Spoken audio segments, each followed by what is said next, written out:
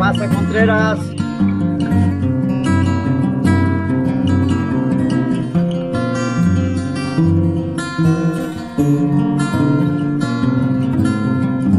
Doctora Cecilia. Hola, ¿qué tal?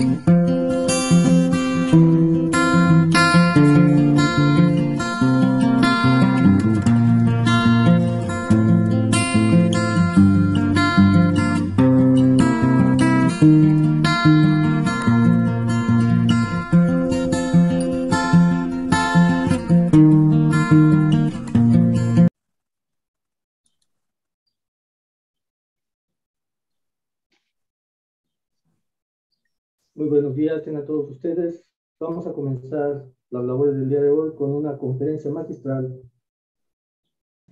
para la cual le vamos a ceder la palabra al doctor José Juan Contreras Espinosa para que haga favor de presentarla como es debido.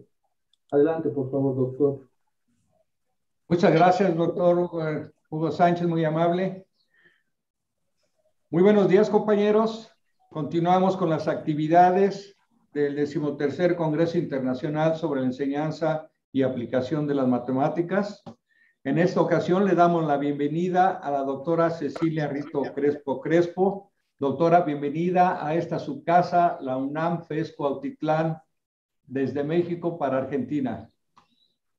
Muchas gracias. Gracias por estar con nosotros. Le agradecemos su tiempo y la paciencia para poder estar acá con nosotros presentándonos su conferencia. Voy a leer su semblanza para que la comunidad del personal académico de distintas educaciones, de distintas instituciones educativas están presentes. La doctora Cecilia Rita Crespo es doctora en Ciencias en Matemática Educativa, maestra en Ciencias también en Matemática Educativa, ambos por el CICATA, Centro de Investigación en Ciencia Aplicada y Tecnología Aplicada del Instituto Politécnico Nacional.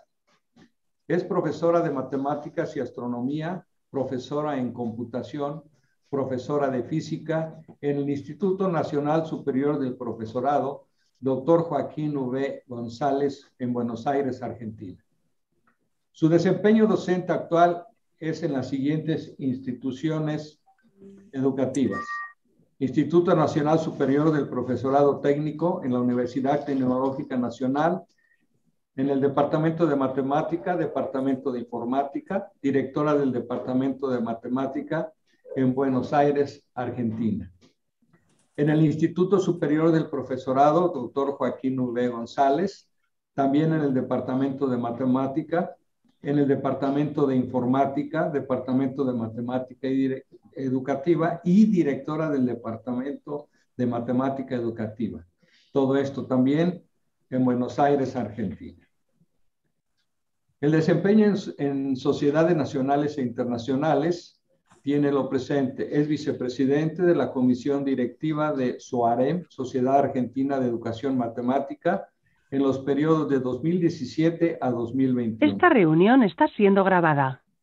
Es presidente de la Comisión Directiva de SOAREM, Sociedad Argentina de Educación Matemática, en los periodos 2011 a 2014 y 2014 a 2017. Presidente de la FISEM, Federación Iberoamericana de Educación Matemática, en el periodo 2011-2015. Secretaria de CLAME, Comité Latinoamericano de Matemática Educativa, en el periodo de 2012 a 2016. Presidente de CLAME, Comité Latinoamericano de Matemática Educativa, de 2008 a 2012. También ha sido miembro del Comité de Redacción de RELIME, la Revista Latinoamericana de Matemática Educativa, en el Comité Latinoamericano de Matemática Educativa, CLAME, en México. Además, es editora de la revista Premisa SOAREM en Buenos Aires. Los premios recibidos son los siguientes: premio a la mejor tesis de doctorado en concurso de matemática educativa, otorgado por la Sociedad Matemática Mexicana en México en octubre de 2009. Premio al mejor promedio. Y puedo destacar algunos otros antecedentes: autora y coautora de artículos y libros destinados a docentes de matemática e investigadores en matemática educativa. Ha presentado numerosas conferencias, cursos, paneles, mesas redondas, reportes de investigación y talleres en congresos nacionales e internacionales relacionados con la matemática y su enseñanza. Ha dirigido y dirige tesis de doctorado y maestría en el área de matemática educativa, actuando como revisora y sinodal en defensas de tesis. Doctora Cecilia Rito Crespo, la recibimos con los brazos abiertos a este 13º Congreso Internacional sobre la enseñanza y aplicación de la matemática. Reciba un fuerte abrazo de toda la comunidad universitaria y de todas las instituciones que en este momento la estamos escuchando. Le cedo el micrófono para que por favor inicie su conferencia magistral titulada Algunas reflexiones sobre las aulas de matemáticas a partir de la experiencia de 2020. Muchas gracias y de nueva cuenta bienvenida. Adelante, doctor. Bueno, muchas gracias por la invitación y gracias por la presentación también. Voy a compartir una presentación para la conferencia y comenzamos.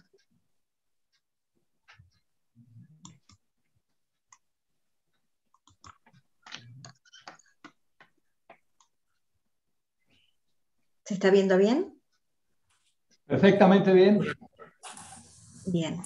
Bueno, vamos a comenzar en esta charla con algunas reflexiones sobre el aula de matemática que fueron surgiendo como consecuencia de lo que fue el año pasado en relación a nuestras aulas de matemática y a nuestras instituciones. Si pensamos en la enseñanza y en el aprendizaje de la matemática, sabemos que hay aspectos que son muy complicados y que muchas veces nos hemos preguntado los profesores cómo hacer para llegar a los estudiantes determinados conceptos, cómo lograr comunicarnos y que esa comunicación sea realmente lo que estamos buscando, cómo acercar a la matemática lo cotidiano, cómo facilitar la comprensión de ciertos conceptos matemáticos, qué recursos utilizar y cómo motivar a los estudiantes. Son preguntas que nos venimos haciendo desde hace muchos años y no siempre encontramos respuestas satisfactorias. A través de la historia, la matemática ha sido considerada un pilar fundamental del conocimiento, herramienta necesaria para el desarrollo de distintas técnicas y ciencias, y es una disciplina básica que permite explicar y predecir situaciones y fenómenos de la naturaleza, lo económico y lo social. La mayoría de las disciplinas hacen uso de la matemática y se han construido sobre bases matemáticas. Sin embargo, en relación a la matemática escolar en los distintos niveles educativos, podemos decir que es la asignatura que menos comprendida es. Los alumnos no le ven muchas veces su utilidad, incluso a nivel universitario. Hay veces que hay alumnos que se cuestionan sobre esos contenidos matemáticos que les presentamos, qué utilidad tienen para su carrera. Muchas veces les damos un enfoque mecánico basado en la ejercitación y eso hace que sea justamente una asignatura que es aprendida en forma memorística y odiada por muchos estudiantes. Eso nos duele a aquellos que nos gusta la matemática y que sabemos disfrutarla, pero es la realidad a la que nos estamos enfrentando día a día. Desde hace siglos se le atribuye a la matemática una importancia muy grande en relación al desarrollo del pensamiento. Se la relaciona con lo metódico, lo ordenado, la abstracción, la generalización, el pensamiento lógico. Se ha hablado de que la matemática permite la adquisición de un lenguaje universal, ya que es aquella disciplina que podemos llegar a compartir en distintos países e incluso desde distintos idiomas. Es más fácil leer un libro de matemáticas por su lenguaje técnico que está escrito en otro idioma que un libro que sea de otra disciplina. Y además, también se le ha atribuido esa indispensabilidad para otras disciplinas de la que ya hablábamos antes. Pero ¿cómo ha sido el espacio físico en el que se llevaba a cabo y se lleva a cabo la enseñanza de la matemática en distintos escenarios socioculturales? ¿Cómo ha evolucionado? ¿Qué relación ha tenido ese espacio con la manera en que se transmitía o se construía el conocimiento matemático? Si buscamos respuesta a esas preguntas, tenemos que buscarlo en la historia. Podríamos hacer un recorrido por las aulas a través de la historia y eso nos permitiría ver características de cómo ha ocurrido esa dinámica de la construcción del conocimiento matemático en el pasado y cómo emergen las aulas y las características que tienen, dando respuestas a desafíos específicos de cada sociedad. Siguen teniendo algunos significados originales las aulas que hemos mantenido a través del tiempo. Y a veces lo hacemos en una forma que no nos damos cuenta.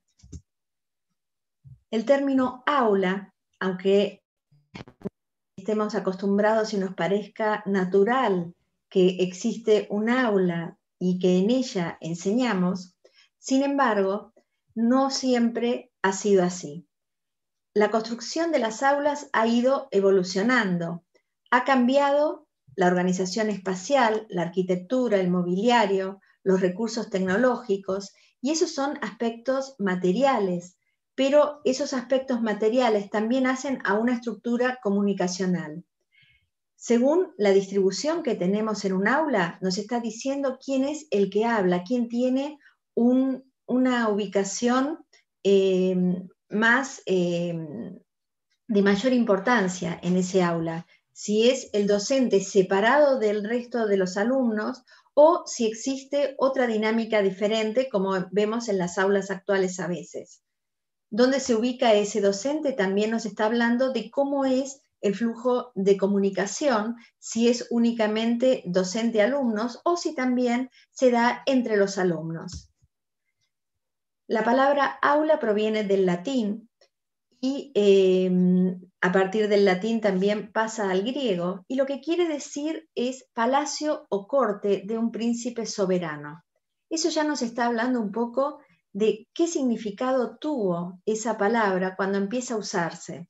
Empieza a usarse en la Edad Media, y lo que significaba era la estancia donde el catedrático enseña a los estudiantes la facultad que procesa. Se ha mantenido el término aula, pero ha ido un poco evolucionando su significado. Ahora ya no es una estancia donde el catedrático enseña, sino que hay toda una serie de términos que utilizamos que están reflejando la visión actual que tenemos de la enseñanza. En un principio no existían las aulas, los salones de clase. Se llevaba a cabo lo que se llama la educación natural. No era una sociedad escolarizada, sino que el conocimiento se transmitía de generación en generación. Aquel conocimiento que era útil era transmitido a los descendientes para que no se perdiera y para que se pudiera seguir aplicando ese conocimiento en la nueva sociedad. Si miramos a través de grabados cómo fue la evolución de las aulas, vemos esa característica que decíamos de cómo era la comunicación. Acá vemos aulas que provienen de la cultura china, de las escuelas de mandarines, donde había un maestro y todos sus alumnos recibían su conocimiento.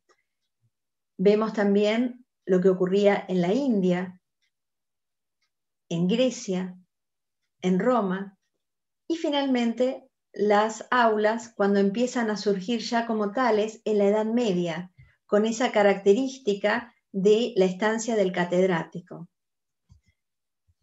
Si miramos las aulas actuales y las aulas del siglo XX, vemos que han evolucionado, sí, respecto de aquellas iniciales, pero durante el siglo XX, estas son fotos tomadas a principios del siglo XX, y si bien podemos decir que nuestras vestimentas han cambiado, las distribuciones no siempre han cambiado. Seguimos utilizando aulas que tienen esas características.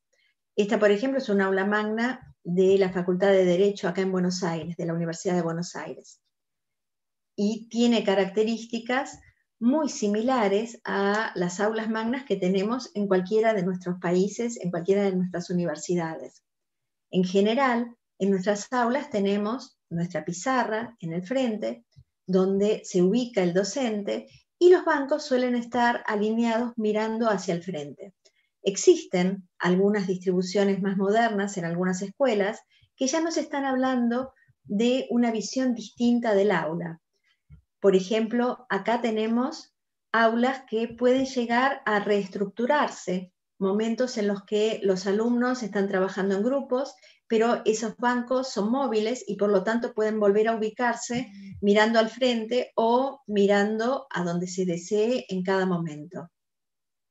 Los mobiliarios actuales tienden a tener esas características más dinámicas, pero siguen existiendo igualmente esas características de aulas magnas que se siguen manteniendo en las universidades. Esta es una aula magna de una universidad moderna, también de acá de Argentina.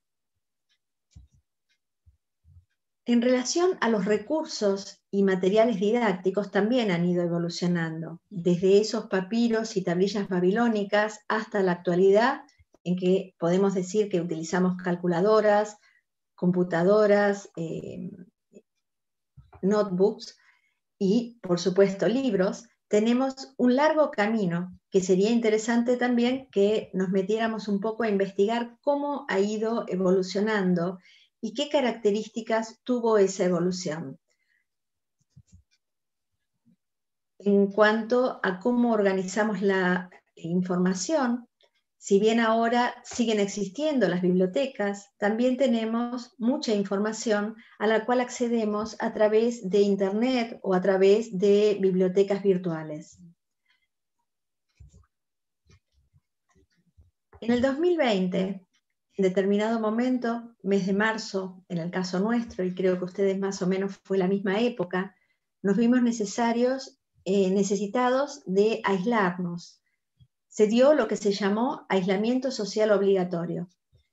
De golpe tuvimos que dejar de ir a esas aulas a dar clase y comenzamos a dar clase de una forma distinta, a través de Internet, a través de aulas virtuales, cuando en realidad no nos habíamos planteado anteriormente muchas veces cómo dar esas materias que estábamos dando en forma presencial.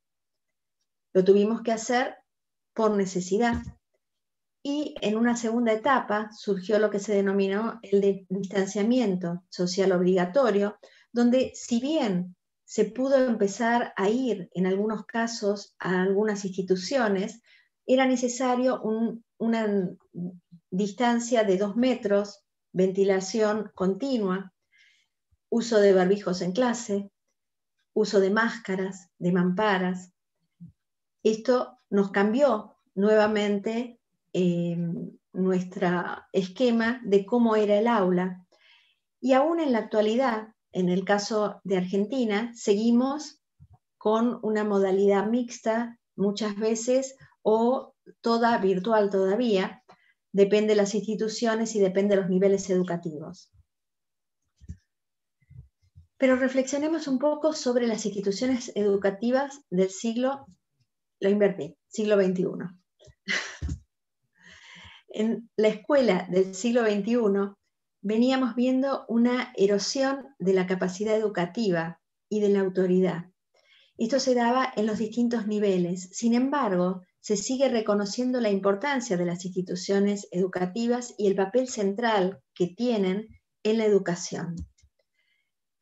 Barbero nos habla de una sociedad educativa donde el conocimiento no solo se construye en las aulas, sino que se construye en la sociedad.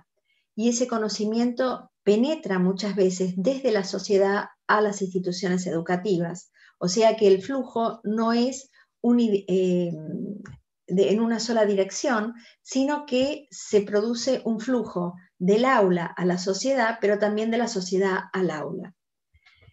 Esto, según Barbero, es en parte la causa de esa crisis que están teniendo las instituciones de la modernidad cuando se encuentran en un tiempo de posmodernidad.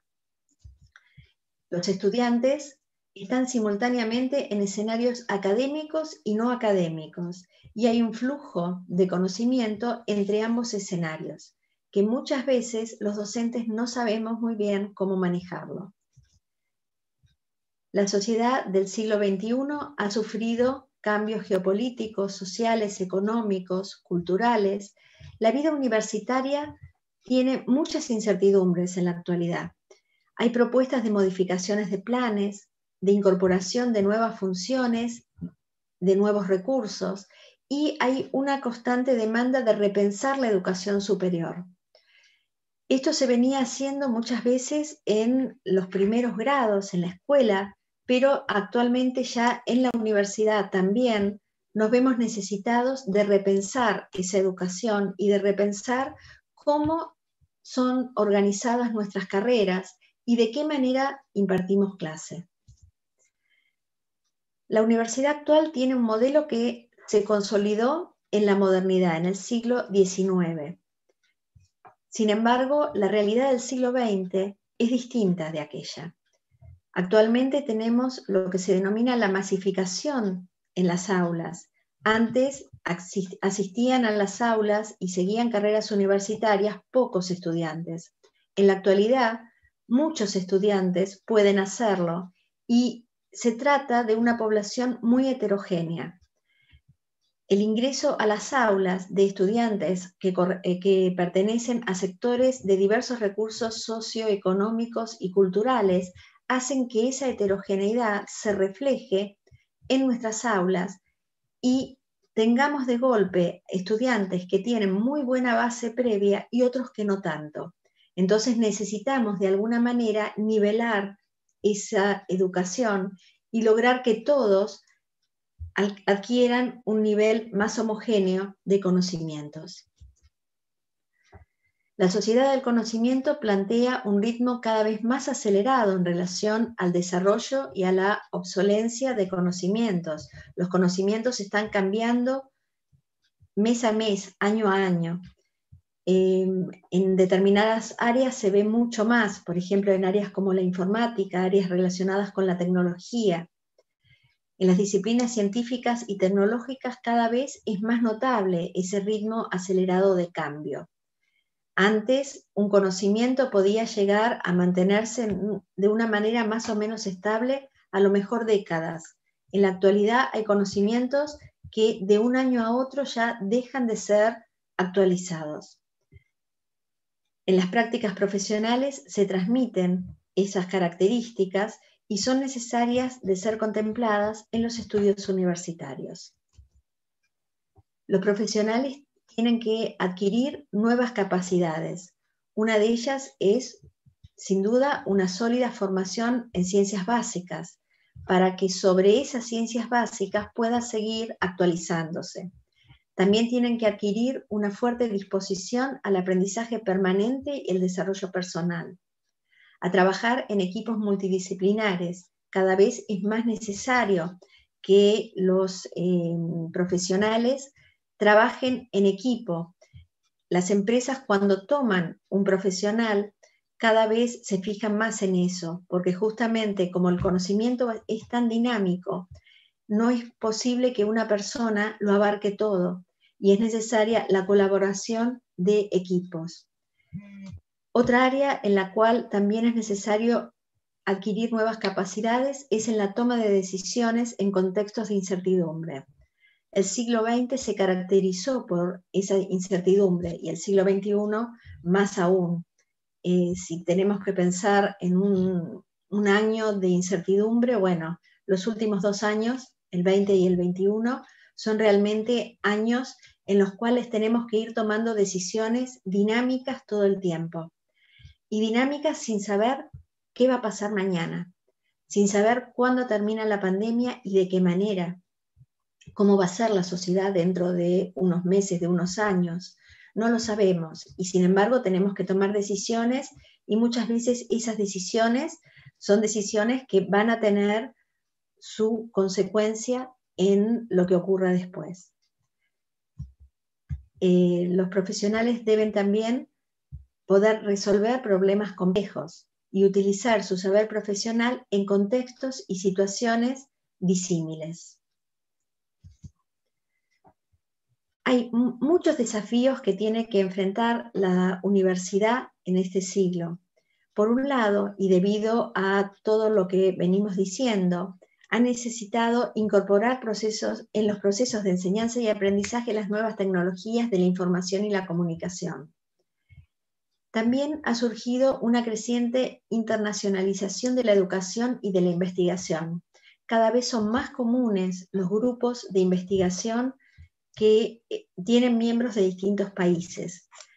Esa colaboración internacional se da cada vez más en el ámbito educativo también.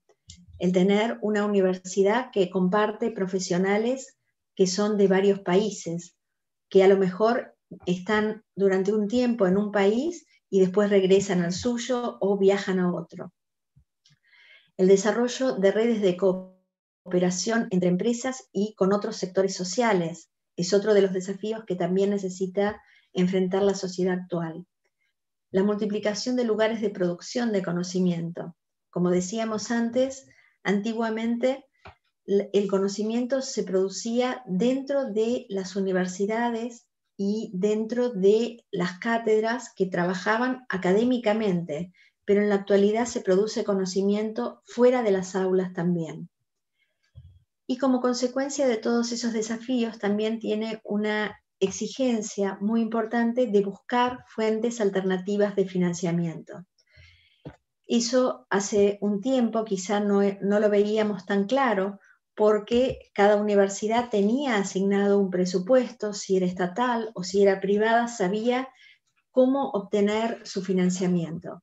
Pero en la actualidad vive haciendo convenios con otras empresas, con otras universidades, para lograr fuentes alternativas de financiamiento que le permitan afrontar a esos desafíos.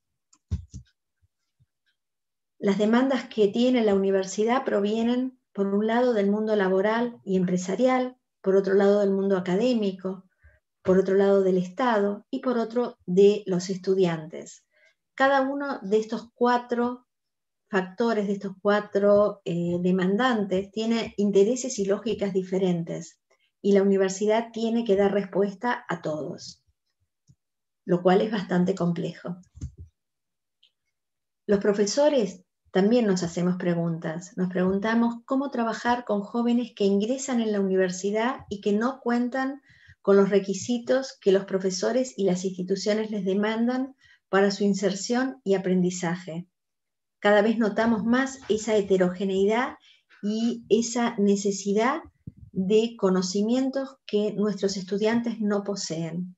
Y nos preguntamos cómo hacemos para trabajar con ellos.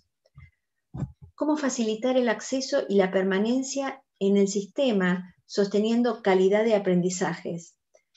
Queremos que nuestros alumnos permanezcan en el sistema y vayan pasando año a año y lleguen a recibirse, pero no queremos bajar la calidad de aprendizajes. ¿Cómo se logra ese equilibrio?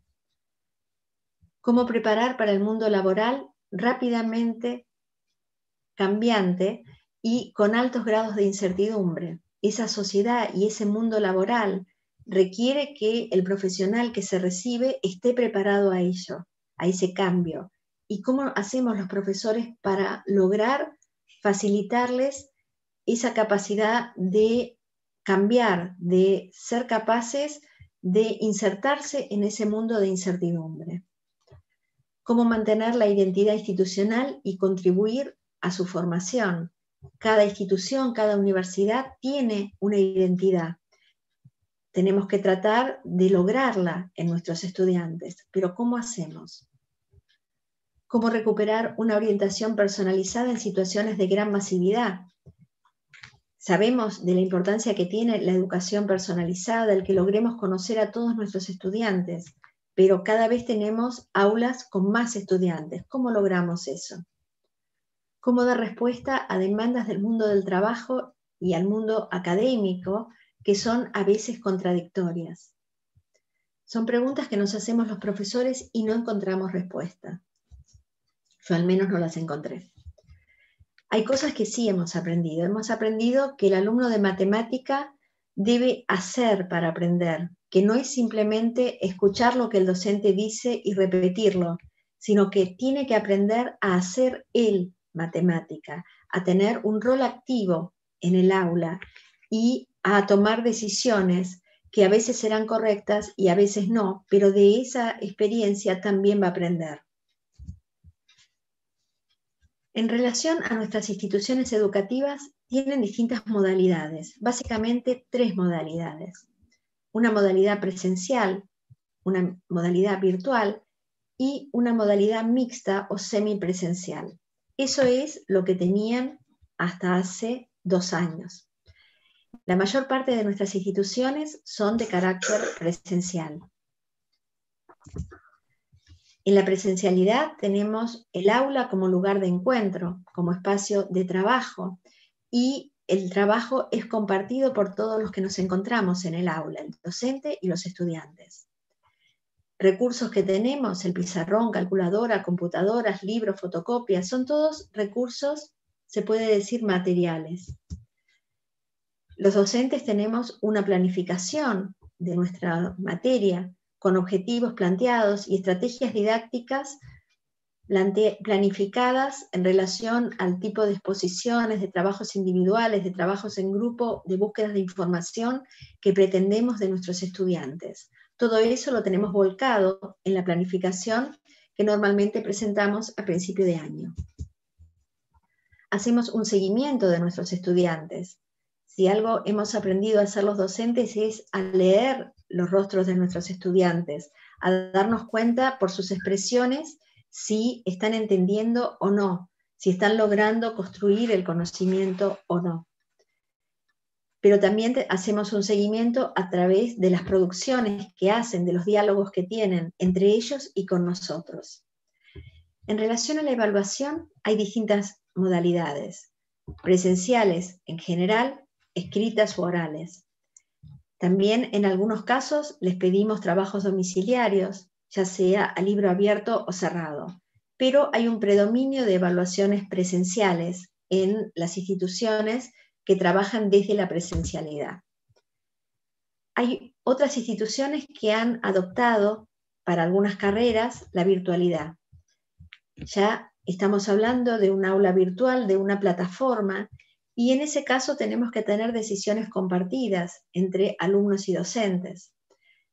Hemos elegido trabajar desde la virtualidad o seguir una carrera virtual por distintas razones, pero compartimos esa decisión quienes en ese momento somos estudiantes y quienes estamos trabajando de docentes en esas carreras.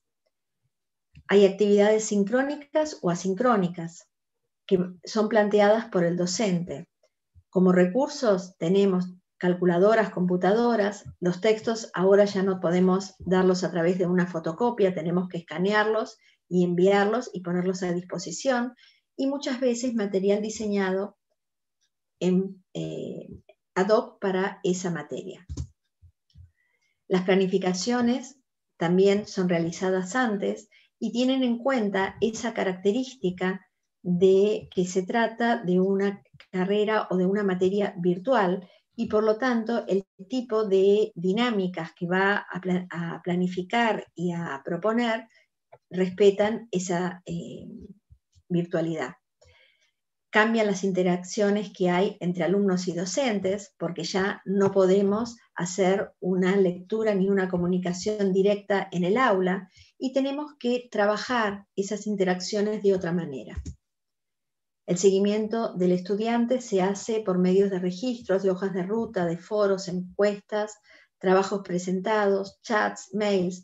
Hay distintas formas de hacer el seguimiento, pero ya no tenemos ese seguimiento constante que teníamos en las aulas presenciales, y algunos docentes lo extrañan. Hay quienes no se terminan de adaptar a seguir carreras virtuales. Hay quienes les costó mucho. Algunos nos sentimos muy cómodos estudiando en forma virtual carreras a distancia, pero otros no tanto. El estudiante tiene que organizar su tiempo y tiene una autonomía mucho mayor que en el caso de la presencialidad. Y las evaluaciones también involucran trabajos individuales y grupales, pero ahora intervienen fuertemente los trabajos en foro, intercambios orales sincrónicos que habrá que ubicar en qué momento se realizan, cuestionamientos o cuestionarios que se hagan online. Son otras formas de evaluar, pero todas han sido planificadas. En el caso de modalidades mixtas, ahí vamos a tener que conviven características de la presencialidad y la virtualidad. Vamos a tener aulas virtuales y presenciales, distintos dispositivos, actividades sincrónicas virtuales y sincrónicas presenciales y actividades asincrónicas. La planificación es pensada en esta doble posibilidad y el docente que planifica tiene en cuenta qué interacciones y qué recursos va a utilizar en cada instancia. El seguimiento se realiza a través de las dos formas de seguimiento que teníamos en las otras dos modalidades. Pero, como decíamos, esto siempre se considera antes y el docente sabe con qué dispone. La evaluación, hay distintas modalidades, presenciales, orales o escritas, trabajos domiciliarios, trabajos a libro abierto muchas veces. Los trabajos pueden ser individuales o grupales y el docente los evalúa y hace su devolución. También se trabaja evaluando a través de intervenciones en foros, de intercambios sincrónicos y de cuestionarios online que se presentan. El año 2020 nos planteó un desafío. Nuestras aulas habían sido pensadas para muchos de nosotros en la presencialidad. Todos los establecimientos educativos tuvieron que volcar las prácticas que tenían, en su mayoría presenciales, a la virtualidad. Y esto generó un desafío para el sistema educativo a nivel mundial, porque nos ocurrió a todos en simultáneo. Los docentes de golpe tuvieron que cambiar aquello que habían planificado y se vieron necesitados de dar respuestas diferentes. Se habló de un año de excepcionalidad. Las aulas invadieron nuestras casas. De un día para otro, al menos en Argentina, estábamos dando clases o comenzando el ciclo lectivo en nuestro caso, porque nuestros ciclos lectivos comienzan en marzo, y teníamos nuestra planificación hecha en forma presencial. Habíamos conocido a lo mejor a nuestros alumnos una semana o dos en algún caso, y de golpe nos vimos necesitados de que esas aulas ya no eran las aulas que estábamos acostumbradas y invadió nuestra casa el aula, convirtiéndose de golpe nuestro escritorio, nuestro dormitorio en ese aula que nuestros estudiantes veían a veces a través de un Zoom. También de golpe nos encontramos que necesitábamos conectividad y equipos. Muchas de nuestras computadoras no resistieron y al poco tiempo hubo que cambiarlas. Algunas sí resistían y han podido seguir trabajando todo el año. Las actividades pasaron a ser sincrónicas y asincrónicas según los recursos que teníamos. No todos los docentes tenían capacidad de organizar un Zoom porque la tecnología que tenían en sus casas no iba a soportarla.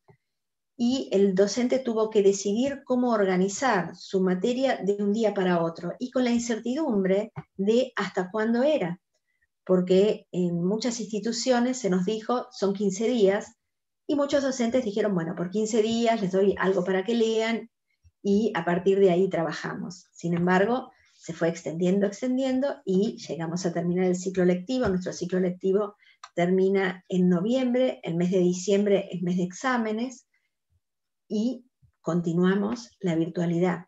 Todavía en la actualidad seguimos así.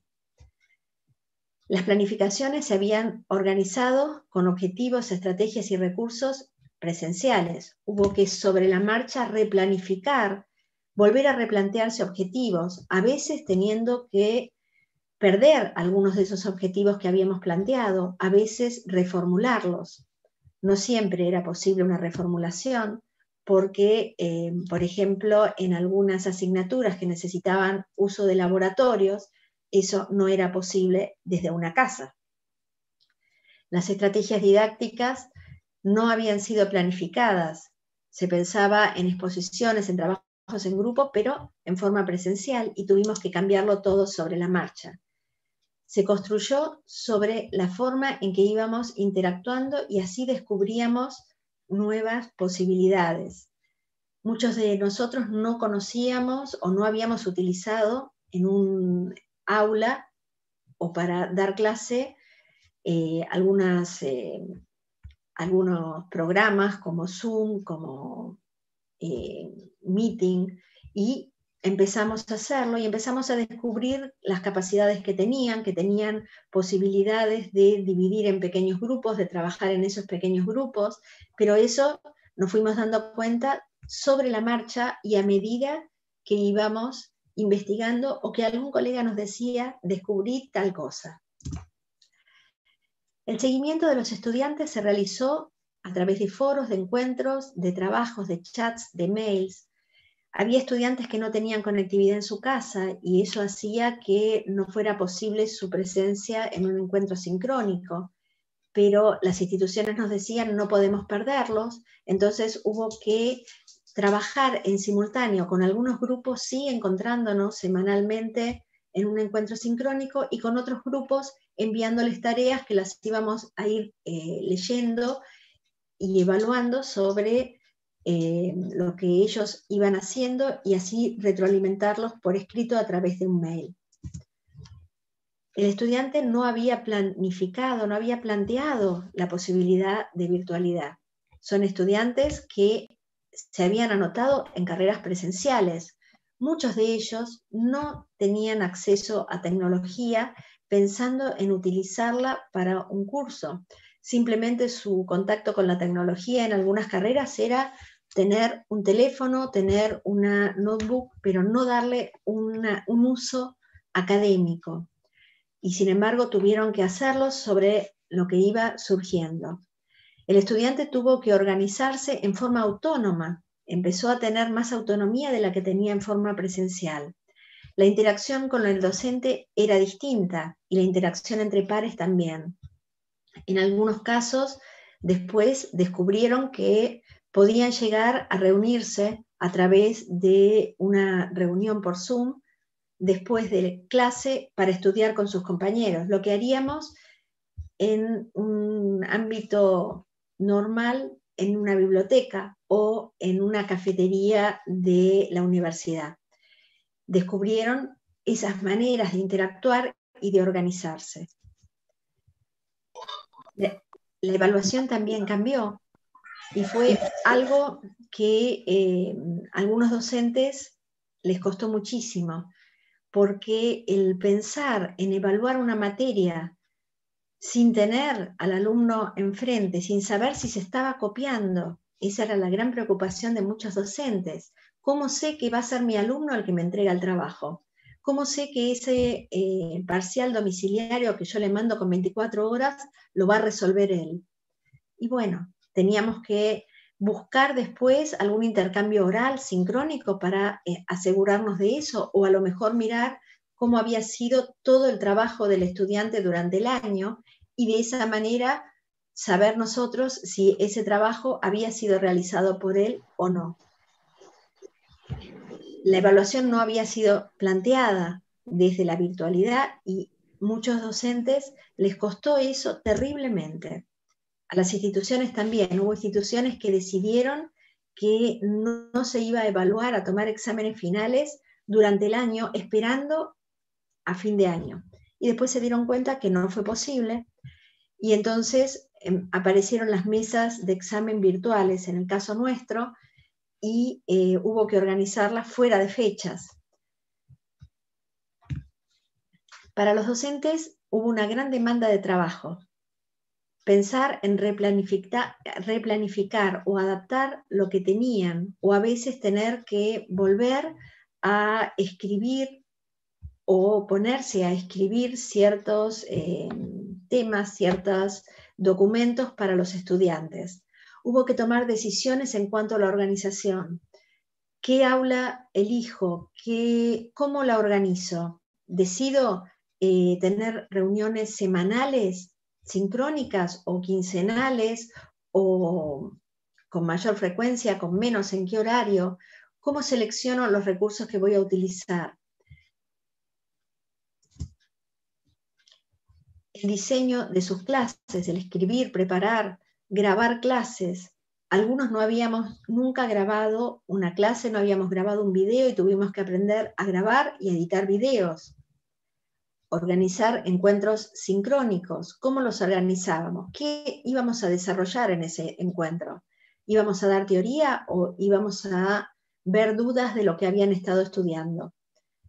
¿De qué manera organizábamos todo? ¿Les dábamos un video con la teoría y que después los estudiantes fueran a la práctica y nos hicieran preguntas? ¿O dábamos clase presencial a través de la computadora? O sea, presencial, remota, y después las prácticas las hacían en las casas, o los separábamos en pequeños grupos y trabajaban la práctica en esos pequeños grupos. Eran decisiones que había que tomar y no nos habíamos planteado nunca cómo tomarlas. ¿Cómo corregir y cómo devolver? Normalmente nuestras devoluciones son sobre el papel, sobre la hoja que nos entrega el estudiante. Nosotros corregimos, le colocamos algunas aclaraciones y a lo sumo tenemos después 5 minutos en los que les decimos en general cómo ha sido la evaluación y entregamos los escritos. Y ahora no podíamos hacer eso. ¿Cómo hacíamos esa devolución? ¿Qué reconocen los docentes que les demandó mayor tiempo y esfuerzo?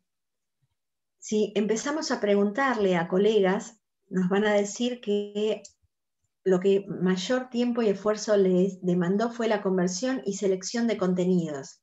Decidir qué contenidos no dar, tomar esas decisiones implicaba mucho tiempo de reflexión. Adaptar los programas a la virtualidad. Diseñar materiales de trabajo autónomo. La comunicación con los estudiantes, de qué manera la hacíamos, si la hacíamos por un foro, por un chat, desapareció el tiempo, entonces había veces que estábamos sentados en la computadora desde las 6 de la mañana hasta las 11, porque había que preparar un video, filmarlo, tener la presentación, editarlo, darle forma, colgarlo, subirlo a YouTube, todo eso implicaba tiempo. Y en ese tiempo aparecía un chat de un estudiante pidiendo auxilio de una pregunta de algo que no había salido en la práctica y se lo contestábamos. Y mirábamos el reloj y eran las 11 de la noche, y a las 11 de la noche normalmente no tenemos clase, y sin embargo estábamos interactuando con estudiantes. Después nos fuimos organizando de decir, hay que tener horarios, porque si no vivíamos realmente esclavizados frente a la máquina. Y eso fue algo que a algunos docentes nos costó bastante, el organizar y el ver a lo mejor que entraba un chat y no contestarlo, o ver que llegaba un mail y no contestarlo en el momento. Yo soy de contestar en el momento, entonces me cuesta mucho cuando entra un mail verlo y no contestar o no decir, bueno, voy a buscar el material de lo que me están pidiendo y subirlo. Eso me costó a mí.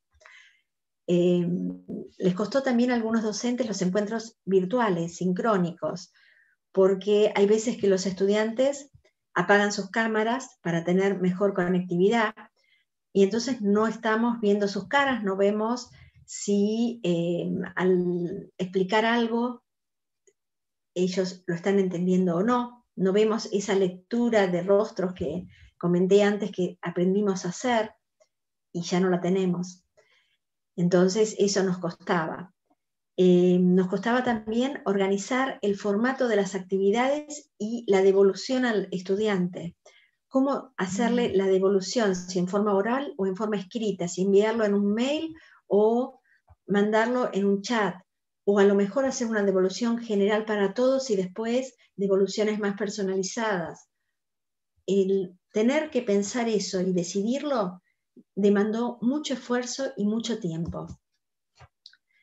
Y en cuanto a los estudiantes, ¿qué es lo que les demandó esfuerzo y tiempo?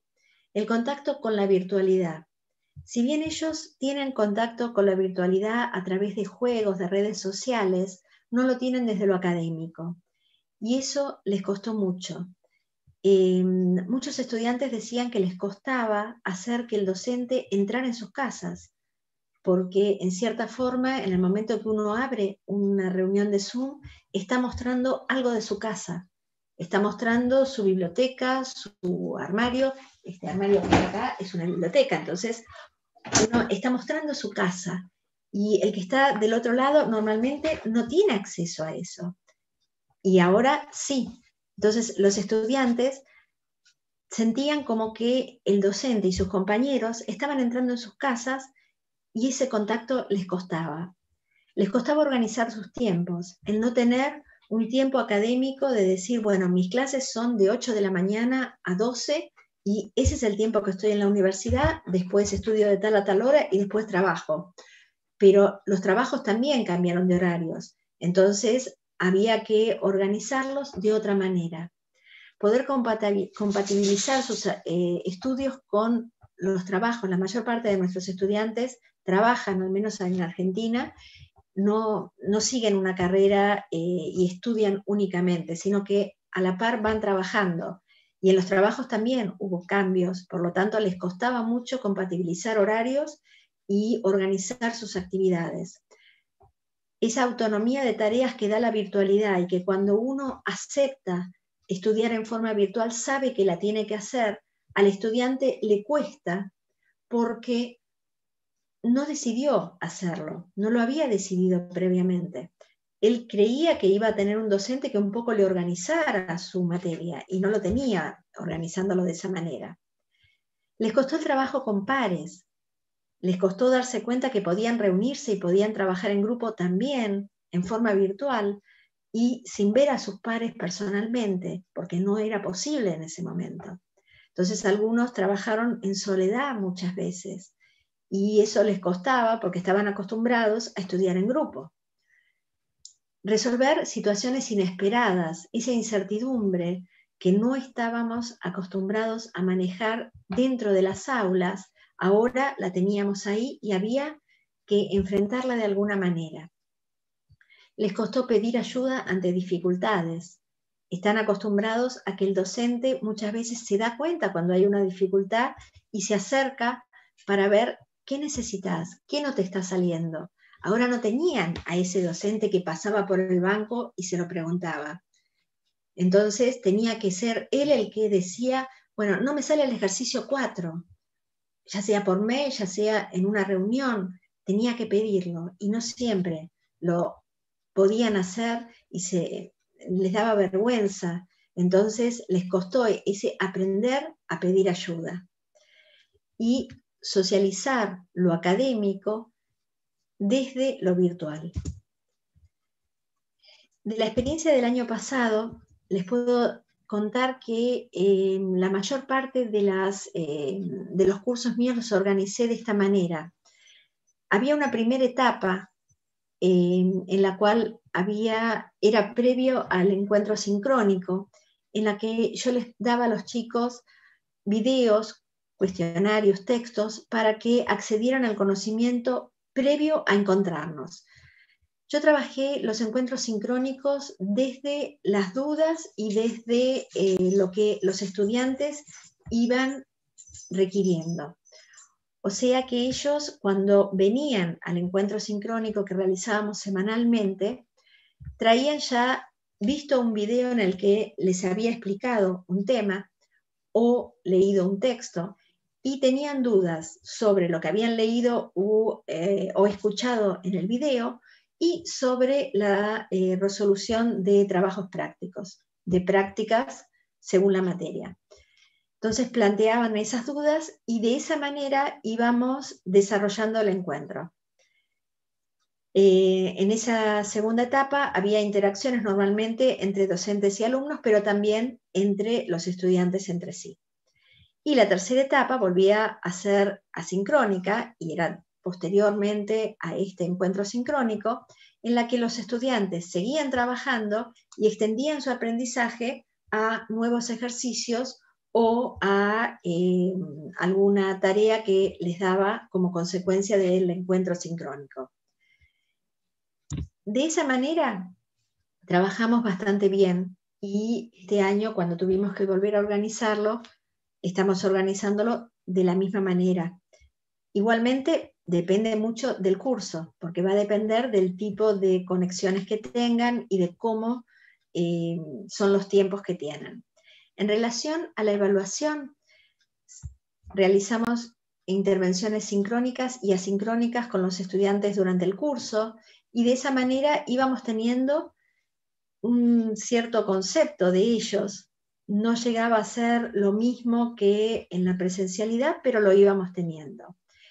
Después pedíamos la resolución de situaciones problema a partir de la lectura o de videos que se realizaban en forma asincrónica y nos lo mandaban y lo íbamos evaluando.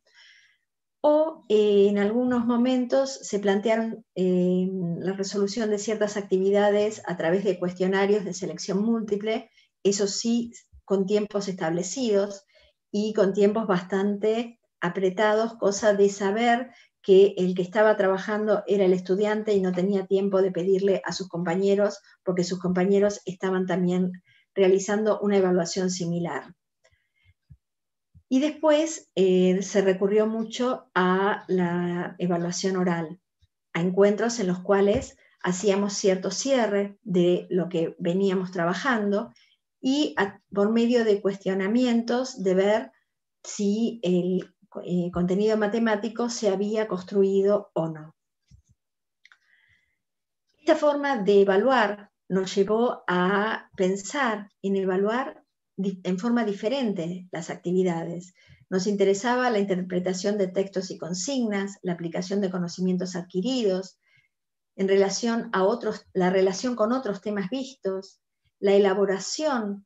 Eran muchos trabajos de elaboración, no era simplemente la aplicación directa a un ejercicio, porque eso sabíamos que no tenía sentido, porque iban a ir a buscar un ejercicio análogo y lo iban a aplicar y lo iban prácticamente a copiar. Ese tipo de ejercicios no tenía sentido en trabajarse a distancia. Se puso mucho en juego la creatividad y originalidad de los estudiantes y su forma de expresión. Vemos que son competencias diferentes, pero en realidad son competencias que se semejan más a aquellas que el estudiante va a necesitar una vez que se reciba, una vez que termine su carrera. Actualmente, ¿qué hacemos? Bueno, hay que pensar qué nos enseñó el 2020. Reconocer que los docentes demostraron en ese tiempo, en tener que volver a reorganizar sus cursos, su profesionalismo, en el que veíamos la imaginación y creatividad de cada uno y cómo se adaptaba ese docente a la nueva modalidad. Y no podemos perder aquello que fue positivo, aquello que nos dimos cuenta que servía, tenemos que tratar de recuperarlo para el futuro. Nos enseñó este año que hay que organizar en función de las características y escenarios de los alumnos. No podemos ignorar si nuestros alumnos tienen o no conectividad, si trabajan o no en ciertos horarios. Entonces hay que contemplar la posibilidad de que haya estudiantes que, si bien se habían anotado en una materia en cierto horario, debido a un cambio de horario del trabajo, ahora no podían hacerla en forma sincrónica en ese horario y había que darles la posibilidad de acceder al material. Vimos la importancia de las actividades sincrónicas y sus características, pero también de aquellas que son asincrónicas. De organizar distintos espacios de trabajo en que los alumnos tengan que poner en juego su autonomía y su capacidad de ordenamiento. La importancia de pensar el curso en su totalidad. Era muy difícil pensar por 15 días, por un mes nada más. Este año, por lo menos, estamos intentando pensarlo a nivel curso completo y después, si tenemos la suerte de volver en forma presencial pronto, bueno, reorganizaremos al revés. Pero la virtualidad la estamos organizando de esa manera. Y también vimos qué formas de corrección y de devolución de evaluaciones nos convenía. La importancia de fomentar el uso de foros como lugares donde los estudiantes van a preguntar, donde se les va a plantear problemas y donde va a haber un intercambio entre los alumnos también. De fomentar trabajos y espacios de estudio en grupos, de combinar evaluaciones de diversas formas, porque de esa manera podemos llegar a enriquecerlas y a trabajar en cada evaluación aquello para lo que son mejores esas formas de evaluación. vimos la importancia de dejar por escrito consignas de trabajo y de evaluación para aquellos estudiantes que no podían estar en ese momento en el encuentro.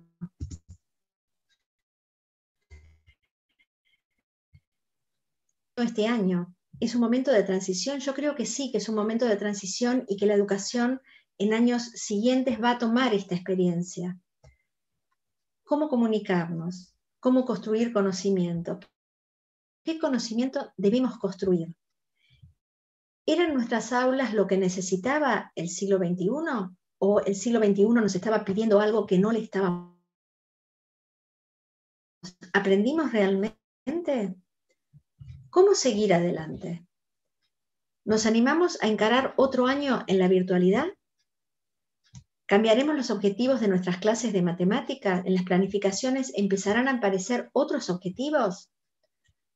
¿Qué debemos cambiar en la formación docente? Yo trabajo en formación docente, trabajo en carreras de formación de docentes, de profesores de matemática y de informática. Y nos estamos planteando qué tenemos que cambiar en esas carreras, porque indudablemente estábamos pensando en nuestras carreras para la presencialidad. ¿Cambiaremos nuestra forma de evaluar de acá en adelante? ¿Cómo serán las aulas dentro de 1, 5, 10, 20 años? ¿Tendremos alguna hipótesis? Yo no me siento capacitada para dar hipótesis de cómo van a ser las aulas en 10 años ni en 5. ¿Seguiremos teniendo un esquema mixto? ¿Habremos tomado de esta experiencia algo que lo vamos a llevar a nuestras aulas y lo vamos a mantener aún cuando ya después podamos vivir en presencialidad? Son preguntas que son para reflexionar y que se las dejo a ustedes para que reflexionen. Esta es algo de las referencias sobre las que trabajé en la presentación y eso es lo que les quería contar. Muchísimas gracias. Muchas gracias, doctora, por esta importante y por esta completa participación en donde nos hizo reflexionar de qué es la enseñanza en general y la enseñanza en particular de la matemática. Desde sus inicios hasta este momento, estamos en una crisis todavía a nivel mundial. La gente se confía en México, sobre todo en este momento, porque estamos en primavera, ya va a entrar el verano, es cuando el virus pierde mucha fuerza, pero cuando viene el momento de frío, que es el momento en que ustedes están empezando a vivir, exacto, empieza a atacar, empieza a agredir fuertemente al ser humano, y es en donde nos volvemos a poner a pensar y empezamos a sufrir fuertemente. Pero bueno, vamos a dejar a los compañeros que hagan algunas preguntas y después retomo la palabra. Muchas gracias, muy importante su presentación, muy bonita y sobre todo muy completa. Gracias, doctor. Gracias a ustedes por haberla escuchado. Doctora Cecilia, buenos días. Buenos días. Primero felicitarla, dice la doctora Celina Urrutia, por el tema expuesto. Y su pregunta es, ¿qué opina de la comunicación entre el docente y el alumno en las clases en línea? Es compleja, pero creo que esa comunicación tiene que ser lo más fluida posible y en parte los responsables somos nosotros, los docentes, porque como ya les decía, a los alumnos muchas veces les da vergüenza. Ellos dicen que eso de ver a todos sus compañeros de frente se distraen muy fácilmente y entonces la comunicación somos nosotros los que tenemos que lograr que pierdan esa vergüenza y que realmente aprovechen la virtualidad en aquellas áreas y en aquellas facilidades que nos da. Muy bien, gracias. Le pregunta el doctor Valentín Roldán, ¿cree usted que la enseñanza virtual tiene una calidad menor a la presencial? ¿Cuál es su experiencia? Yo creo que no tiene menor calidad. De hecho, yo hice la maestría y el doctorado en México a distancia, en Cicata. Yo vivo en Buenos Aires y en aquel periodo estuve en Buenos Aires sacando cuando viajé para dar mis exámenes de grado y el examen de idiomas. y creo que una carrera puede organizarse con calidad en forma virtual. Eso no creo que sea menor la calidad en la virtualidad. Muy bien, gracias. Le pregunta Erika Esquivel desde nuestro canal de YouTube, y al estar en la modalidad virtual, ¿cómo se puede hacer el seguimiento a nuestros alumnos? Es un seguimiento en el que vamos a necesitar, como en alguna de las diapositivas les mostré, utilizar muchos recursos. No es solo el seguimiento presencial de verles la expresión, es seguimiento de entrega de trabajos, de intervención en foros, plantearles nosotros también en algún momento una actividad en un foro que ellos tengan que resolverla, no dejar el foro solo de consultas. Plantear una actividad y que la tengan que enviar por mail. Hay muchas maneras de ir haciendo el seguimiento, pero es fundamental hacerlo. Gracias, maestra. Dice el doctor Hugo Sánchez, ¿existe algún parámetro o diagnóstico para atribuir un nulo rendimiento grupal al profesor, al estudiante o institución en las circunstancias reinantes?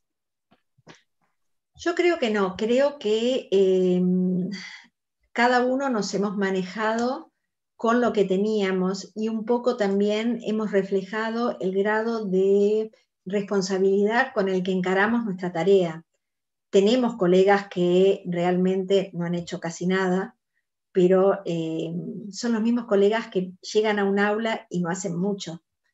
Entonces, alumnos míos decían que en realidad la materia, algunos que me conocían de verme en forma presencial en otra materia y ahora hacían otra, decían que cambiábamos la modalidad, cambiábamos la forma de organizarla, pero sentían que habían trabajado lo mismo o más que en forma presencial. Sí. Entonces, en realidad es el docente el que puede llegar a manejar ese grado de rendimiento de los cursos. Muchas gracias. Hay otra pregunta de el maestro Ezequiel. Dice que, doctora, ¿ha evaluado el trabajo en grupo? ¿Sí participan todos?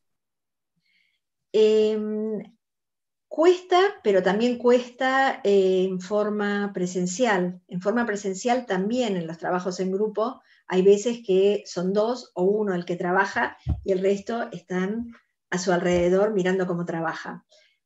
Hay que tratar de favorecerlo. Yo descubrí muy sobre final de año la existencia, por ejemplo en el Zoom, de pequeños grupos.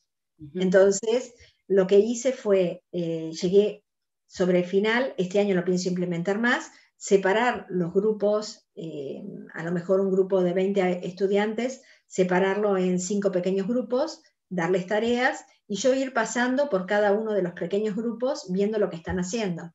Sería el equivalente a tener los grupos en el curso y después ir el docente paseando entre los bancos mirando lo que hacen. Sería la forma. Sería la forma. Sí. Del doctor Julio Moisés, doctora Cecilia, dice, desde su punto de vista, el logro que el estudiante aprenderá en esta forma virtual es igual que cuando está en las clases, cuando las clases eran presenciales. Yo creo que aprenden otras cosas y son igual de valiosas.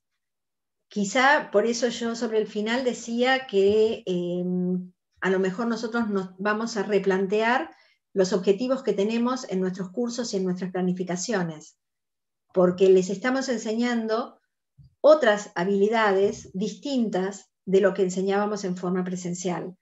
Quizá alguna de las que en forma presencial teníamos, sobre todo en materias que requieran de un laboratorio, por ejemplo, física, no van a poder tener sus experimentos en forma presencial, pero sí van a aprender a manejar un simulador o a buscar y armar materiales caseros para un experimento. En el caso de matemática, quizá haya ciertas habilidades que en forma presencial las manejábamos y las podíamos generar más fácilmente, pero también en forma virtual van a aparecer otras y tenemos que identificar cuáles son y tratar de ver si esas no son las que en realidad necesitan después y que nos estaban pidiendo las empresas y los trabajos a los egresados y que muchas veces no las tenían. Muy bien, gracias. Dice la maestra Cariño Ruiz: doctora Cecilia, ¿cree usted que los profesores han cambiado su perspectiva de la enseñanza al observar que estos cambios serán permanentes? Yo creo que muchos profesores no han asumido que vayan a ser permanentes. Hay muchos que creen dentro de 2 meses vamos a estar todos juntos en el aula. Mi visión es que no. Yo creo que tenemos todavía aulas virtuales por 2 años, este año seguro y el que viene. Un cálculo así, y teniendo en cuenta eso, más que nada teniéndolo en cuenta en relación a las vacunas y a los cuidados que van a tener que ir surgiendo. Yo creo que hay docentes que creen que esto va a ser mucho más breve, pero como cambios permanentes no lo veo. Lo que sí veo es que una vez que volvamos a la presencialidad, vamos a tener que aprovechar la experiencia que hemos tenido y aprovecharla desde muchos puntos de vista y en caso particular desde la enseñanza. Aquello que vemos que funcionó bien, en clases presenciales también tratar de fomentarlo. Yo creo que vamos a caer en una modalidad mixta, en una semipresencialidad de tener encuentros presenciales y encuentros virtuales. Muy bien. Pregunta el doctor Carlos Oropesa: doctora Crespo, ¿qué importancia tiene el diseño de situaciones didácticas en los cursos virtuales para el proceso de enseñanza-aprendizaje? Tiene importancia, pero tienen que formularse de otra manera y pensando en la virtualidad. No son las mismas actividades que teníamos formuladas para la presencialidad. Ahora tenemos otros recursos, tenemos otras formas de comunicación, y entonces hay que tratar de ver cómo aprovecharlas y cómo hacer que nuestras actividades se direccionen hacia esas maneras de comunicación y hacia esos recursos.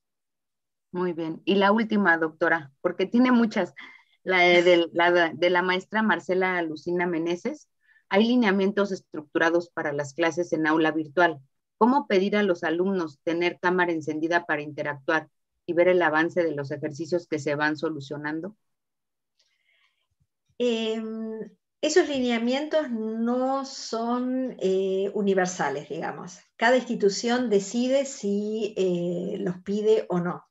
Incluso en los exámenes, nosotros cuando hemos estado ahora tomando exámenes finales de cada asignatura, nosotros tenemos, una vez que termina la asignatura, hemos tenido 2 exámenes parciales mínimo, aprueban la cursada, pero tienen que dar un final. En esos exámenes finales hay docentes que exigen tener la cámara enfocando lo que el alumno está escribiendo, y hay otros que deciden que no. Hay otros que les envían incluso el escrito antes, y lo que hacen durante el examen es la devolución y un trabajo oral de preguntas sobre la justificación de lo que fueron escribiendo. Entonces, eso depende de la institución y depende del docente también cómo organiza su evaluación. Claro. Pues el maestro José Enrique Salinas dice que qué riqueza en reflexión y en lo que es el cuestionamiento. Seguramente habrá que compartir a nivel mundial y por lenguajes las respuestas que van surgiendo, y que muchas felicidades. Muchas gracias. Hay muchos maestros que la están felicitando, y el maestro Cruz Alier: muchas felicidades, doctora, excelente ponencia, ¿sí? Y bueno, todos estamos muy agradecidos por todo el conocimiento que nos ha compartido, doctora. Muchas gracias. Muchas gracias. Les cedo gracias. la palabra al doctor José Juan Contreras. Gracias, maestra. Gracias, maestra. Muy amable. Doctora. No, gracias a ustedes. Fíjese que cada uno de nosotros, hablando un poquito de la pandemia para poder participar en una pregunta que le quiero hacer. Cada uno de nosotros hace un pronóstico sobre cuánto puede durar la pandemia, de este coronavirus. Y yo al principio decía, bueno, yo creo que para finales del 2021 ya va a estar arreglado, pero luego me quedé pensando porque uno ve las noticias, ve los problemas que se presentan en los demás países del mundo y dije, no, mi pronóstico me está fallando. Yo estoy viendo la zona local, mi país, pero además ya viendo cómo está la situación de cómo se está vacunando a la gente, tanto en mi país como a nivel mundial, mi pronóstico se quedó corto. Esto será para 2024 si las cosas salen bien, si se sigue vacunando adecuadamente y en cantidades masivas a toda la comunidad del mundo. Entonces, hacer un pronóstico por lo pronto de cómo controlar la enfermedad no es tan fácil. No. Y luego viene la cuestión educativa. ¿Cómo vamos a enfrentar? Y usted mismo lo dejó con una gran interrogación. ¿Qué va a pasar en 4 años, en 5 años, que es cuando pueda estar controlada la enfermedad? Mientras, todo es una incógnita, todo es un modelo matemático no establecido para su solución. Entonces yo quisiera hacerle esta pregunta de lo poco que hemos vivido, poco, pero con mucho sufrimiento, todos los académicos, y yo veo que sus compañeros y usted en lo particular lo ha vivido, el sufrimiento, el trabajo. Primero, cuidarnos nuestra salud. Espérenme, déjenme cuidarme, déjenme no enfermarme para que yo les pueda dar la clase, el curso, ¿no? Entonces, aquí yo le quiero hacer una pregunta de lo que hemos vivido, de los intercambios de experiencias que ha tenido usted con sus compañeros, porque puede haber diferencia entre calidad y eficiencia en la enseñanza. Pero yo aquí le preguntaría, ¿qué eficiencia puede tener el proceso de enseñanza-aprendizaje de la matemática virtualmente y qué eficiencia podrá tener presencialmente?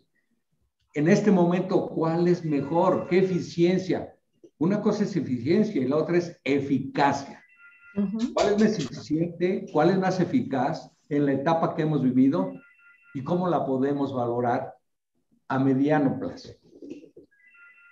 Bien, yo creo que en cuanto a eficacia sí tenemos y necesitamos tenerla, porque si no, no avanzaríamos, y si pensamos que no vamos ni siquiera a tener eficacia, no daríamos clase. Creo que algo que algunos hemos agradecido mucho es que esta pandemia haya ocurrido en este momento y no haya ocurrido hace 20 años o 30 años, porque si hubiera ocurrido hace 30 años hubiera sido paralizar la educación. Hace 30 años no podíamos pensar en un aula virtual, en un encuentro, en un congreso organizado en México y que yo estuviera hablando desde mi casa con mis perras dando vueltas alrededor. Eso sería algo impensable. Entonces creo que en la eficacia tenemos que reconocer que eficaz tiene que ser. Depende mucho de nosotros. Y la eficiencia también va a depender de nosotros, porque va a depender de que tomemos conciencia de los recursos que tenemos, de las posibilidades que tenemos.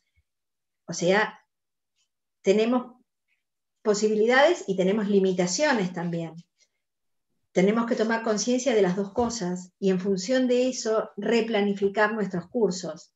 Va a haber materias en las que va a ser más fácil que en otras. Yo encontré materias de las que doy yo donde era muy fácil pasarlo a una modalidad virtual. Una de las materias que doy es Historia de la Matemática. Ahí me resultó muy sencillo, porque en los videos en realidad era la clase teórica describiendo cierto periodo histórico, y después los chicos lo que hacían era trabajar sobre prácticas. Las prácticas que yo les suelo dar son problemas específicos de cada cultura y de cada movimiento, de cada momento histórico. Entonces, esa materia me resultó muy sencilla pasarla a una modalidad virtual.